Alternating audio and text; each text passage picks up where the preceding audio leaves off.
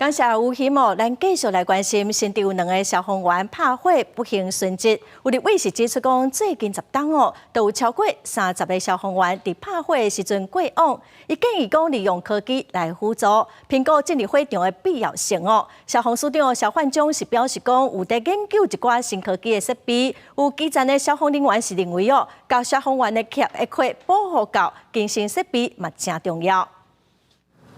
拍火兄弟出城入署，从火场救援，瞬间危险的代志却常常出现。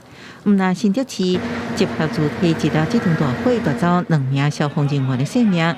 过去将近10年以来，有立委提出数据指出，有超过30人伫救火当中死亡，消防员的救灾安全引起关注。消防员自己本身的安全，或者是进去之前的装备或是训练，是否有需要检讨的空间？好，让我们能够保障消防员在救助其他民众的时候呢，会更安全。科技的部分，目前在计划里面。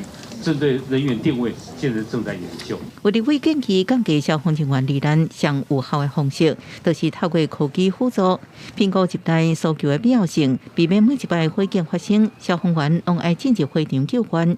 消防署长肖焕忠回应，包含人员定位这科技设备，拢也在进行研究。到底是不是真的能够帮到第一线消防人员的这个需求？有些这些救灾机器人的，它的吃水量 太过于庞大，导致它可能一台机器人，它可能需要好几台水库车来供给它水量的时候，那这个时候就会造成现场的运作的一个负担。虽然基层消防人员对增加科技器材拢是正面的态度，不过设备是不是能发挥作用，也是关注的焦点。